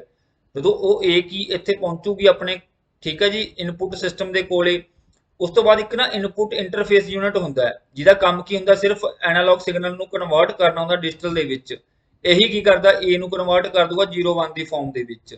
ਤਾਂ ਇੱਥੇ ਕੁਐਸਚਨ ਕੀ ਪੁੱਛ ਰਿਹਾ, ਹੁਣ ਕੁਐਸਚਨ ਇਹੀ ਪੁੱਛ ਰਿਹਾ ਆਪਾਂ ਨੂੰ ਵੀ dash transform the input data and instruction into the binary code. ਤਾਂ ਕੌਣ ਕਰਦਾ ਭਾਈ, ਉਹ ਇਨਪੁਟ ਇੰਟਰਫੇਸ ਹੀ ਕਰਦਾ ਹੈ। ਠੀਕ ਹੈ, ਇਨਪੁਟ ਇੰਟਰਫੇਸ ਦਾ ਹੀ ਕੰਮ ਹੁੰਦਾ ਉਹਨੂੰ ਬਾਈਨਰੀ ਦੇ ਵਿੱਚ ਕਨਵਰਟ ਕਰਨਾ। ਅੱਗੇ ਚੱਲਦੇ ਹਾਂ ਜੀ, ਕਹਿੰਦਾ which of the following is an example of the operating system. ਤਾਂ ਭਾਈ ਇਹਦੇ ਵਿੱਚ ਬਹੁਤ ਸੌਖਾ ਹੈ, ਜਿਹੜੀ ਵਿੰਡੋ ਹੈਗੀ MS ਵਿੰਡੋ, ਇਹ ਆਪਰੇਟਿੰਗ ਸਿਸਟਮ ਦੀ ਐਗਜ਼ਾਮਪਲ ਹੈ। ਅਸੈਸ ਹੋ ਗਿਆ, ਐਕਸਲ ਹੋ ਗਿਆ, ਵਰਡ ਹੋ ਗਿਆ, ਇਹ ਸਾਰੇ ਕੀ ਨੇ, MS ਮਾਈਕਰੋਸਾਫਟ ਆਫਿਸ ਦਾ ਪਾਰਟ ਨੇ ਸਾਰੇ। ਆ ਜੀ ਦੇਖੋ, ਸੋਸ਼ਲ ਮੀਡੀਆ ਵਾਲਾ ਵੀ ਮੈਂ ਕਰਾਇਆ ਹੋਇਆ ਵੀ YouTube ਕਦੋਂ ਆਇਆ, Facebook ਕਦੋਂ ਆਇਆ, WhatsApp ਨੂੰ ਕਦੋਂ ਮਤਲਬ ਕਿ ਟੇਕ ਓਵਰ ਕੀਤਾ। ਤਾਂ ਇਹਨਾਂ ਨੇ ਇੱਕ ਬੜਾ ਢੰਗ ਦਾ ਕੁਐਸਚਨ ਪੁੱਛ ਲਿਆ, ਕਹਿੰਦਾ ਇੰਸਟਾਗ੍ਰਾਮ ਜਿਹੜੀਆਂ ਰੀਲਸ ਹੈ, ਰੀਲਸ ਬਾਅਦ ਦੇ ਵਿੱਚ ਆਈਆਂ ਨੇ, ਇੰਸਟਾਗ੍ਰਾਮ ਪਹਿਲਾਂ ਆਇਆ। ਤਾਂ ਇੰਸਟਾਗ੍ਰਾਮ ਰੀਲ ਕਦੋਂ ਲਾਂਚ ਕੀਤੀਆਂ ਗਈਆਂ, ਤਾਂ ਇਹ ਲਾਂਚ ਕੀਤੀਆਂ ਗਈਆਂ ਸੀਗੀਆਂ 2020 ਦੇ ਵਿੱਚ, 2020। ਠੀਕ ਹੈ, ਰਾਈਟ ਆਨਸਰ ਕੀ ਆਉਣਾ, 2020 ਆਨਸਰ ਆਉਣਾ ਇਹਦਾ। ਅੱਗੇ ਚੱਲਦੇ ਹਾਂ ਜੀ ਆਪਾਂ। ਕਹਿੰਦਾ protocol like real time transport protocol RTP ਮੇ ਰਨ ਓਵਰ। ਚਲੋ ਛੱਡੋ, ਮੇਨ ਗੱਲ ਕੀ ਕਹਿ ਰਿਹਾ ਜੀ, ਦੋ ਤਰ੍ਹਾਂ ਦੇ ਪ੍ਰੋਟੋਕਾਲ ਹੁੰਦੇ ਟਰਾਂਸਮਿਸ਼ਨ ਵਾਸਤੇ। ਇੱਕ ਤਾਂ ਹੁੰਦਾ ਜੀ TCP, ਜਿਹਨੂੰ ਕਹਿ ਦਿੰਦੇ ਆ ਜੀ ਟਰਾਂਸਮਿਸ਼ਨ ਕੰਟਰੋਲ ਪ੍ਰੋਟੋਕਾਲ। ਇਹ ਰਿਲਾਈਏਬਲ ਹੁੰਦਾ ਹੈ ਕਿਉਂਕਿ ਇਹਦੇ ਵਿੱਚ ਕੀ ਹੈ ਜੀ, ਮੰਨ ਲਓ ਮੈਂ ਡਾਟਾ ਸੈਂਡ ਕਰ ਰਿਹਾ ਨਾ, ਮੰਨ ਲਓ ਆ ਸੈਂਡਰ ਹੈ ਤੇ ਰਿਸੀਵਰ ਹੈ। ਜਦੋਂ ਡਾਟਾ ਰਿਸੀਵਰ ਕੋਲੇ ਪਹੁੰਚ ਗਿਆ, ਆਪਾਂ ਨੂੰ ਰਿਵਰਟ ਬੈਕ ਐਕਨੋਲਜਮੈਂਟ ਆਊਗੀ, ਭਾਈ ਡਾਟਾ ਪਹੁੰਚ ਗਿਆ, ਓਕੇ ਆ ਕੰਮ। ਠੀਕ ਹੈ, ਜਿਹੜਾ UDP ਹੁੰਦਾ ਨਾ, ਉਹ ਕੀ ਹੁੰਦਾ, ਫਾਸਟ, ਮਤਲਬ ਕਿ ਆਪਾਂ ਮਤਲਬ ਜਦੋਂ ਕਮਿਊਨੀਕੇਸ਼ਨ ਕਰਨੀ ਆ ਉਦੋਂ ਵਰਤਿਆ ਜਾਂਦਾ ਹੈ। ਇਹਦੇ ਵਿੱਚ ਕੀ ਹੁੰਦਾ, ਡਾਟਾ ਸੈਂਡ ਹੋ ਰਿਹਾ ਬਟ ਆਪਾਂ ਨੂੰ ਅੱਗੋਂ ਕੋਈ ਰਿਸਪੌਂਸ ਨਹੀਂ ਆਉਂਦਾ। ਆਪਾਂ ਨੂੰ ਐਂ ਨਹੀਂ ਪਤਾ ਵੀ ਡਾਟਾ ਪਹੁੰਚ ਗਿਆ ਜਾਂ ਨਹੀਂ ਪਹੁੰਚ ਗਿਆ, ਬਸ ਐਂ ਸਮਝ ਕੇ ਚੱਲਦੇ ਆਪਾਂ ਵੀ ਹਾਂ ਪਹੁੰਚ ਹੀ ਗਿਆ ਹੋਊਗਾ ਉਹਦੇ ਕੋਲੇ। ਤਾਂ ਉਦੋਂ UDP ਯੂਜ਼ ਕੀਤਾ ਜਾਂਦਾ ਹੈ। ਤਾਂ ਕਹਿੰਦਾ ਵੀ UDP ਦੀ ਫੁੱਲ ਫਾਰਮ ਪੁੱਛ ਰਿਹਾ, ਤਾਂ UDP ਦੇ ਫੁੱਲ ਫਾਰਮ ਹੁੰਦੀ ਹੈ ਜੀ ਯੂਜ਼ਰ ਡਾਟਾਗ੍ਰਾਮ ਪ੍ਰੋਟੋਕਾਲ। ਕੀ ਹੁੰਦੀ ਹੈ ਜੀ, ਯੂਜ਼ਰ ਡਾਟਾਗ੍ਰਾਮ ਪ੍ਰੋਟੋਕਾਲ। ਬਸ ਇਹਦੀ ਫੁੱਲ ਫਾਰਮ ਮੈਂ ਕਰਵਾਈ ਹੋਈ ਹੈ। ਅੱਗੇ ਗੱਲ ਕਰਦੇ ਹਾਂ ਜੀ, ਕਹਿੰਦਾ ਲੀਜ਼ਡ ਲਾਈਨ ਕਿਹੜੀਆਂ ਹੁੰਦੀਆਂ ਨੇ। ਲੀਜ਼ਡ ਲਾਈਨ ਹੁੰਦੀਆਂ ਰਾਜੇ ਡੈਡੀਕੇਟਿਡ ਲਾਈਨ। ਹੁਣ ਇਹਦਾ ਕੀ ਮਤਲਬ ਹੁੰਦਾ, ਇਹਦਾ ਮਤਲਬ ਤੁਹਾਨੂੰ ਮੈਂ ਦੱਸ ਦਿੰਦਾ। ਹੁਣ ਮੰਨ ਲਓ ਆਹ ਕੰਪਿਊਟਰ ਹੈ, ਇੱਕ ਕੰਪਿਊਟਰ ਤੇ ਆਹ ਕੰਪਿਊਟਰ ਹੈ, ਇਹਨਾਂ ਦੇ ਵਿਚਕਾਰ ਮੈਂ ਇੱਕ ਕਨੈਕਸ਼ਨ ਜੋੜਨਾ। ਅਗਰ ਮੈਂ ਕੋਈ ਲਾਈਨ ਪਾ ਦੂੰਗਾ, ਕੋਈ ਮੈਂ ਵਾਇਰ ਲਗਾ ਦੂੰਗਾ, ਇਹਨੂੰ ਕਹਿ ਦਿੰਦੇ ਆ ਜੀ ਲੀਜ਼ਡ ਲਾਈਨ ਕਹਿ ਦਿੰਦੇ ਆ, ਡੈਡੀਕੇਟਿਡ ਲਾਈਨ ਕਹਿ ਦਿੰਦੇ ਆ। ਇੱਕ ਕੰਪਿਊਟਰ ਆਹ ਹੈ ਜੀ, ਇੱਕ ਕੰਪਿਊਟਰ ਆਹ ਹੈ, ਇਹਨੂੰ ਮੈਂ ਵਾਈਫਾਈ ਦੇ ਥਰੂ ਜੋੜ ਦਿੰਦਾ, ਬਾਈ 에ਅਰ ਜੋੜ ਦਿੰਦਾ, ਤੇ ਇਹਨੂੰ ਡੈਡੀਕੇਟਿਡ ਨਹੀਂ ਕਹਿੰਦੇਗੇ। ਠੀਕ ਹੈ, ਇਹਨੂੰ ਕਹਿ ਦਿੰਦੇ ਆ ਜਾਂ ਬ੍ਰੌਡਬੈਂਡ ਕਹਿ ਦਿੰਦੇ ਆ ਜਾਂ ਵਾਇਰਲੈਸ ਕਨੈਕਸ਼ਨ ਕਹਿ ਦਿੰਦੇ ਆ। ਜਿਹੜਾ ਵਾਇਰ ਦੇ ਨਾਲ ਅਟੈਚ ਹੁੰਦਾ, ਜਿਹਦੇ ਵਿੱਚ ਡੈਡੀਕੇਟਡ ਤਾਂ ਕਹਿੰਦੇ ਆ ਵੀ ਪੱਕਾ ਇਹਦੇ ਵਿੱਚ ਕਨੈਕਸ਼ਨ ਹੈਗਾ, ਆਪਾਂ ਨੂੰ ਪੱਕੀ ਗਾਰੰਟੀ ਆ ਵੀ ਡਾਟਾ ਪਹੁੰਚ ਜਾਊਗਾ। ਇਹਦੇ ਵਿੱਚ ਹੋ ਸਕਦਾ ਵੀ ਇਨ ਦਾ 에ਅਰ ਕੀ ਹੋ ਜਾਵੇ, ਉਹ ਲੋਸਟ ਹੋ ਜਾਏ, ਕਰਪਟ ਹੋ ਜਾਏ, ਕੁਝ ਹੋ ਸਕਦਾ ਹੈ। ਤਾਂ ਲੀਜ਼ਡ ਲਾਈਨ ਨੂੰ ਕੀ ਕਹਿ ਦਿੰਦੇ ਜੀ, ਡੈਡੀਕੇਟਡ ਲਾਈਨ ਕਹਿ ਦਿੰਦੇ ਆ। ਠੀਕ ਹੈ, ਜਿਵੇਂ ਹੁਣ ਮੰਨ ਲਓ ਆ ਦੇਖੋ, ਆ ਇੰਟਰਨੈਟ ਦੀ ਫੈਸਿਲਿਟੀ ਜਾ ਰਹੀ ਆ ਲਾਈਨ ਜਾ ਰਹੀ ਆ ਘਰ ਤੱਕ, ਇਹ ਹੈਗੇ ਜੀ ਲੀਜ਼ਡ ਲਿੰਕ ਕਹਿ ਦਿੰਦੇ ਆ। ਹੁਣ ਇੱਥੇ ਰਾਊਟਰ ਤੱਕ ਤਾਂ ਲੀਜ਼ਡ ਲਿੰਕ ਸੀਗਾ, ਉਸ ਤੋਂ ਅੱਗੇ ਕੀ ਆ ਗ੍ਰੀਨ ਲਾਈਨ ਕੀ ਸ਼ੋ ਕਰ ਰਹੀ ਆ, ਵਾਇਰਲੈਸ, ਮਤਲਬ ਕਿ ਇੱਥੇ ਅੱਗੇ ਨਹੀਂ ਪਤਾ ਆਪਾਂ ਨੂੰ ਵੀ ਡਾਟਾ ਪਹੁੰਚੂਗਾ ਜਾਂ ਨਹੀਂ ਪਹੁੰਚੂਗਾ। ਠੀਕ ਹੈ, ਤਾਂ ਲੀਜ਼ਡ ਲਾਈਨ ਕੀ ਹੋਗੀ ਜੀ, ਡੈਡੀਕੇਟਡ ਲਾਈਨ ਹੋਗੀ। ਆ ਦੇਖੋ ਜੀ ਕਿੰਨਾ ਫਾਲਤੂ ਕੁਐਸਚਨ ਹੈ, ਬੱਚਿਆਂ ਨੂੰ ਡਰਾਉਣ ਵਾਸਤੇ ਦੇਖੋ ਸਟੇਟਮੈਂਟਾਂ ਲਿਖੀਆਂ, ਪਰ ਕੁਐਸਚਨ ਦੇ ਵਿੱਚ 1% ਵੀ ਕੁਝ ਨਹੀਂ ਹੈਗਾ, ਚਵਾਨੀ ਦਾ ਕੁਐਸਚਨ ਨਹੀਂ ਇਹ। ਹੁਣ ਇਹਦੇ ਵਿੱਚ ਹੈ ਕੀ ਹੈ, ਕਹਿੰਦਾ ਦੇਖੋ ਜੀ, ਕਹਿੰਦਾ ਹਾਊ ਐਂਟਰਟੇਨਮੈਂਟ ਮੀਡੀਆ ਤੇ ਕਿਹਦੀ ਗੱਲ ਕਰਦਾ, ਮੰਨ ਲਓ ਕੋਈ ਫਿਲਮ ਆ ਗਈ, ਚਲੋ ਜੀ ਹੁਣ ਦੇਖੋ ਕੋਈ ਮੰਨ ਲਓ ਕੋਈ ਫਿਲਮ ਆ ਗਈ, ਆਪਾਂ ਨੂੰ ਕੋਈ ਪਤਾ ਲੱਗਦਾ ਫਿਲਮ ਆ ਗਈ, ਉਹ ਮਤਲਬ ਕਿ ਸਿਨੇਮਾ ਹਾਲ ਵਾਲੇ ਕਹਿ ਲਓ ਜਾਂ ਫਿਰ ਐਂਟਰਟੇਨਮੈਂਟ ਜਿਹੜਾ ਮੀਡੀਆ ਹੈਗਾ ਉਹ ਕਿਵੇਂ ਯੂਜ਼ ਕਰਦਾ ਸੋਸ਼ਲ ਮੀਡੀਆ ਨੂੰ, ਜਾਂ ਤਾਂ ਐਂ ਕਹਿ ਦੇਣਗੇ ਹੈਸ਼ਟੈਗ ਪਾ ਕੇ ਭਾਈ ਨਵੀਂ ਫਿਲਮ ਆਈ ਚੱਲ ਮੇਰਾ ਪੁੱਤ 2, ਠੀਕ ਹੈ ਜੀ, ਹੈਸ਼ਟੈਗ ਪਾ ਦਿੰਦੇ ਆ। ਜਾਂ ਫਿਰ ਮੰਨ ਲਓ ਕੋਈ ਰੇਡੀਓ ਦੇ ਉੱਪਰ ਟੈਲੀਵਿਜ਼ਨ ਦੇ ਉੱਪਰ ਜਾਂ ਕੋਈ ਰਿਕਾਰਡਿੰਗ ਦੇ ਵਿੱਚ ਕੀ ਕਰ ਦੇਣਗੇ, ਆਪਣੀ ਐਡ ਲਾ ਦੇਣਗੇ। ਤਾਂ ਇੱਥੇ ਆਨਸਰ ਆਉਣਾ ਸੀਗਾ ਬੋਥ 1 ਐਂਡ 2। ਹੁਣ ਤੁਹਾਨੂੰ ਮੈਂ ਪੜ੍ਹ ਦਿੰਦਾ ਇੱਕ ਵਾਰੀ, ਕਹਿੰਦਾ how entertainment media maintain their social media profile, ਕਿਵੇਂ ਮੇਨਟੇਨ ਕਰਦਾ, ਕਹਿੰਦਾ before launching a cinema the marketing team of the cinema launch a particular hashtag on the social media account through which they promote the movies। ਤਾਂ movie ਨੂੰ promote ਕਰਦੇ ਆ ਜੀ ਉਹ, ਜਿਵੇਂ Song ਵੀ ਕਰਦੇ ਆ ਸਿੰਗਰ। ਠੀਕ ਹੈ ਜੀ, ਵੇਰੀਅਸ ਰੇਡੀਓ ਸਟੇਸ਼ਨ ਹੋ ਗਿਆ, ਕਹਿੰਦਾ that are video recording interviews for placing it on the YouTube as well as developing short skits to develop a new audience base। ਕਹਿੰਦਾ ਭਾਵ ਕਿ ਛੋਟੀਆਂ ਛੋਟੀਆਂ ਸਕਿੱਟ ਜਾਂ ਟ੍ਰੇਲਰ ਕਹਿ ਲਓ, ਠੀਕ ਹੈ, ਇਹ ਆਪਾਂ ਨੂੰ ਦਿਖਾਏ ਜਾਂਦੇ ਆ ਤਾਂ ਜੋ ਆਪਣਾ ਇੰਟਰਸਟ ਪੈਦਾ ਹੋਵੇ, ਤਾਂ ਆਪਾਂ ਸਿਨੇਮਾ ਹਾਲ ਦੇ ਵਿੱਚ ਜਾ ਕੇ ਆਪਣੇ ਪੈਸੇ ਵੇਸਟ ਕਰਕੇ ਆਈਏ। ਠੀਕ ਹੈ, ਤਾਂ ਕਹਿੰਦਾ ਭਾਵ ਇਹੀ ਹੈ। ਠੀਕ ਹੈ ਜੀ, ਬੋਥ 1 ਐਂਡ 2 ਆਨਸਰ ਆਊਗਾ। ਅੱਗੇ ਗੱਲ ਕਰਦੇ ਹਾਂ ਜੀ, MS ਐਕਸਲ 2019 ਦੀ ਗੱਲ ਕਰਦਾ, ਕਹਿੰਦਾ which of the following pair of the tab component is correct. ਦੋਨੇ ਇਨਕਰੈਕਟ ਨੇ, ਉਲਟ ਲਿਖੇ ਹੋਏ ਨੇ। ਟੇਬਲ ਨੂੰ ਅਗਰ ਇਨਸਰਟ ਕਰਨਾ ਦੇਖੋ ਤਾਂ ਇਨਸਰਟ ਟੈਬ ਦੇ ਵਿੱਚ ਹੋਊਗਾ, ਡਾਟਾ ਨੂੰ ਫਿਲਟਰ ਕਰਨਾ ਕਿੱਥੇ ਹੋਊਗਾ, ਡਾਟਾ ਟੈਬ ਦੇ ਵਿੱਚ ਹੋਊਗਾ। ਤਾਂ ਦੋਨੇ ਕੀ ਆ, ਉਲਟ ਲਿਖੇ ਹੋਏ ਆ, ਤੇ ਇਹਦਾ ਆਨਸਰ ਕੀ ਆਉਣਾ ਸੀਗਾ, ਨਾਈਦਰ 1 ਨੋਰ 2। ਕਿਉਂਕਿ ਜਦੋਂ ਕੋਈ ਚੀਜ਼ ਮੈਂ ਇਨਸਰਟ ਕਰਨੀ ਆ, ਟੇਬਲ ਆ, ਪਿਕਚਰ ਹੈ, ਕਲਿੱਪ ਆਰਟ ਹੈ, ਤਾਂ ਇਨਸਰਟ ਟੈਬ ਦੇ ਵਿੱਚ ਆਊਗਾ। ਡਾਟਾ ਨੂੰ ਫਿਲਟਰ ਕਰਨਾ, ਸੌਰਟ ਕਰਨਾ, ਵੈਲੀਡੇਟ ਕਰਨਾ ਕਿੱਥੇ ਆਊਗਾ ਜੀ, ਡਾਟਾ ਟੈਬ ਦੇ ਅੰਡਰ। ਐਕਸਲ ਦੀ ਗੱਲ ਕਰ ਰਿਹਾ, ਤਾਂ ਉਲਟ ਲਿਖੇ ਹੋਏ ਆ, ਤਾਂ ਨਾਈਦਰ 1 ਨੋਰ 2। ਅੱਗੇ ਗੱਲ ਕਰਦੇ ਆ ਜੀ, ਕਹਿੰਦਾ in a computer system dash contain the address of the location in the memory. ਠੀਕ ਹੈ ਜੀ, ਹੁਣ ਉਹ ਗੱਲ ਵੱਖਰੀ ਆ। ਪ੍ਰੋਗਰਾਮ ਕਾਊਂਟਰ ਦਾ ਕੀ ਕਰਦਾ, ਜਿਹੜੀ ਮੰਨ ਲਓ ਲਾਈਨ ਦੇ ਵਿੱਚ ਖੜੀਆਂ ਨੇ ਇੰਸਟਰਕਸ਼ਨਸ, ਉਹਨਾਂ ਨੇ ਕੀ ਕਰਨਾ ਜੀ, ਐਗਜ਼ੀਕਿਊਟ ਹੋਣਾ, ਉਹਦੇ ਵਾਸਤੇ ਪ੍ਰੋਗਰਾਮ ਕਾਊਂਟਰ ਹੁੰਦਾ ਹੈ। ਬਟ ਹੁਣ ਕੀ ਹੈ ਜੀ, ਮੰਨ ਲਓ ਕੀਬੋਰਡ ਤੋਂ ਚੱਕ ਕੇ ਰੈਮ ਤੱਕ ਜਾਂ ਰੈਮ ਤੋਂ ਚੱਕ ਕੇ ਹਾਰਡ ਡਿਸਕ ਤੱਕ ਡਾਟਾ ਲੈ ਕੇ ਜਾਣਾ, ਤਾਂ ਉਹਦਾ ਐਡਰੈਸ ਕੌਣ ਸਟੋਰ ਕਰੂਗਾ, ਮੈਮਰੀ ਐਡਰੈਸ ਰਜਿਸਟਰ। ਤਾਂ ਹੀ ਮੈਂ ਕਹਿ ਰਿਹਾ ਰਜਿਸਟਰ ਵਾਲੀ ਵੇਖ ਲਿਓ। ਤਾਂ ਇਹਦਾ ਆਨਸਰ ਕੀ ਆਉਂਦਾ ਜੀ, ਮੈਮਰੀ ਐਡਰੈਸ ਰਜਿਸਟਰ ਆਉਂਦਾ ਹੈ। ਠੀਕ ਹੈ, ਚੱਕ ਕੇ ਕਿਵੇਂ ਲੈ ਕੇ ਆਉਂਦੇ ਜੀ, ਇੱਕ ਪਾਥ ਹੁੰਦਾ ਜਿਹਨੂੰ ਕਹਿ ਦਿੰਦੇ ਆ ਬੱਸ, ਡੈਡੀਕੇਟਡ ਲਾਈਨ ਹੁੰਦੀ ਹੈ ਜਿਹਨੂੰ ਕਹਿ ਦਿੰਦੇ ਆ ਬੱਸ, ਉਹਦੇ ਥਰੂ ਲੈ ਕੇ ਆਉਂਦਾ ਉਹ। ਠੀਕ ਹੈ, ਐਂ ਕਹਿ ਦਿੰਦੇ ਆ ਕਿ ਵੇਰੀਅਸ ਪੈਰੀਫੇਰਲ ਡਿਵਾਈਸਿਸ ਦੇ ਅੰਦਰ ਡਾਟਾ ਜਿਹੜਾ ਮੂਵ ਕਰਦੇ ਆ, ਉਹ ਕਿਵੇਂ ਕਰਦੇ ਆ, ਬੱਸ ਦੇ ਥਰੂ ਕਰਦੇ ਆ, ਤੇ ਉਹਨੂੰ ਸਟੋਰ ਕੌਣ ਕਰਦਾ ਜੀ, ਮੈਮਰੀ ਐਡਰੈਸ ਰਜਿਸਟਰ ਕਰਦਾ। ਅੱਗੇ ਗੱਲ ਕਰਦੇ ਆ ਜੀ, ਕਹਿੰਦਾ which of the following is a shortcut to copy the selected text in the MS Word. ਇਹਦਾ ਆਨਸਰ ਤੁਸੀਂ ਕਰਨਾ ਮੈਨੂੰ ਕਮੈਂਟ ਬਾਕਸ ਦੇ ਵਿੱਚ। ਤੇ ਇਸ ਸ਼ਿਫਟ ਦਾ ਇੱਕ ਕੁਐਸਚਨ ਮੈਂ ਛੱਡਿਆ, ਉਹ ਕੀ ਸੀਗਾ, ਥੋੜਾ ਜਿਹਾ ਕੁਐਸਚਨ ਗਲਤ ਸੀਗਾ, ਰੋਂਗ ਕੁਐਸਚਨ ਸੀਗਾ। ਤਾਂ ਕਹਿਣ ਦਾ ਭਾਵ ਕਿ ਆਪਾਂ ਇੱਕ ਸ਼ਿਫਟ ਨੂੰ ਕੀ ਕਰ ਲਿਆ, ਡਿਸਕਸ ਕਰ ਲਿਆ। ਇਸ ਤਰ੍ਹਾਂ ਡੇਲੀ ਆਪਾਂ ਰੋਜ਼ ਨਵੀਆਂ ਸ਼ਿਫਟਸ ਕੀ ਕਰਿਆ ਕਰਾਂਗੇ, ਡਿਸਕਸ ਕਰਿਆ ਕਰਾਂਗੇ। ਬਾਕੀ ਜੇ ਥਿਊਰੀ ਨੋਟਸ ਲੈਣੇ ਆ ਰਾਜੋ ਮਿਲ ਜਾਣਗੇ, MCQ ਵਾਸਤੇ ਥੋੜੀ ਜਿਹੀ ਵੇਟ ਕਰ ਲਓ, ਉਹਦੇ ਵਿੱਚ ਆਪਾਂ ਕੁਝ ਅਪਡੇਟ ਕਰ ਦਈਏ ਤੇ ਨਾਲੇ ਆਪਾਂ ਨੂੰ ਪਤਾ ਲੱਗ ਜੇ ਵੀ ਕਿਹੜਾ ਬੋਰਡ ਪੇਪਰ ਲੈ ਰਿਹਾ। ਵੈਸੇ 99.9% ਤਾਂ TCS ਹੀ ਲੈ ਰਹੀ ਹੈ, ਸੁਣ ਚ ਆਇਆ, ਤੇ ਆਨਲਾਈਨ ਲੈ ਰਹੀ ਹੈ। ਇਹਦੇ ਬਾਰੇ ਆਪਾਂ ਚਰਚਾ ਕਰਾਂਗੇ। ਆਪਣਾ ਵੈਸੇ ਮਕਸਦ ਸੀਗਾ ਆਫਲਾਈਨ, ਆਪਾਂ ਤਾਂ ਆਫਲਾਈਨ ਕਰਾਉਣਾ ਚਾਹੁੰਦੇ ਆ, ਤੇ ਆਪਾਂ ਦੇਖਦੇ ਹਾਂ ਜੇ ਆਪਣਾ ਨੋਟੀਫਿਕੇਸ਼ਨ ਆ ਗਿਆ ਆਨਲਾਈਨ ਦਾ, ਆਪਾਂ ਕੋਸ਼ਿਸ਼ ਕਰਾਂਗੇ ਵੀ ਇਹਨੂੰ ਆਫਲਾਈਨ ਕਰਵਾਇਆ ਜਾਵੇ। ਬਾਕੀ ਵੇਟ ਐਂਡ ਵਾਚ ਕਰ ਲਓ, ਹਜੇ ਨਾ ਕਰਿਓ ਕੋਈ ਹਨਾ ਪੰਗਾ ਨਾ ਕਰਿਓ, ਪਹਿਲਾਂ ਪੇਪਰ ਦੀ ਡੇਟ ਆਪਾਂ ਨੂੰ ਕੀ ਅਨਾਉਂਸ ਹੋ ਲੈਣ ਦਿਓ, ਦੇਖ ਲੈਣ ਦਿਓ ਵੀ ਆਫਲਾਈਨ ਆ ਜੇ ਤਾਂ ਵਧੀਆ ਗੱਲ ਹੈ। ਠੀਕ ਹੈ ਜੀ, ਤੇ ਆਈ ਹੋਪ ਤੁਹਾਨੂੰ ਸਾਰਾ ਕੁਝ ਸਮਝ ਆਇਆ ਹੋਊਗਾ, ਬਹੁਤ ਵਧੀਆ। ਜੇ ਵੀਡੀਓ ਵਧੀਆ ਲੱਗੀ ਹੈ ਤਾਂ ਲਾਈਕ ਕਰ ਦਿਓ ਭਾਈ, ਸ਼ੇਅਰ ਕਰ ਦਿਓ, ਤੇ ਚੈਨਲ ਨੂੰ ਕਰ ਲਿਓ ਸਬਸਕ੍ਰਾਈਬ। ਜਲਦੀ ਮਿਲਦੇ ਆ ਇੱਕ ਨਵੀਂ ਵੀਡੀਓ ਦੇ ਨਾਲ, ਤਦ ਤੱਕ ਵਾਸਤੇ ਧੰਨਵਾਦ। ਸਰਬਤ ਦਾ ਭਲਾ ਬਾਬਾ ਮਿਹਰ ਕਰੇ, ਤੁਹਾਡੀਆਂ ਮਿਹਨਤਾਂ ਨੂੰ ਕੀ ਕਰੇ, ਸਫਲਤਾਵਾਂ ਬਖਸ਼ੇ। Thank you.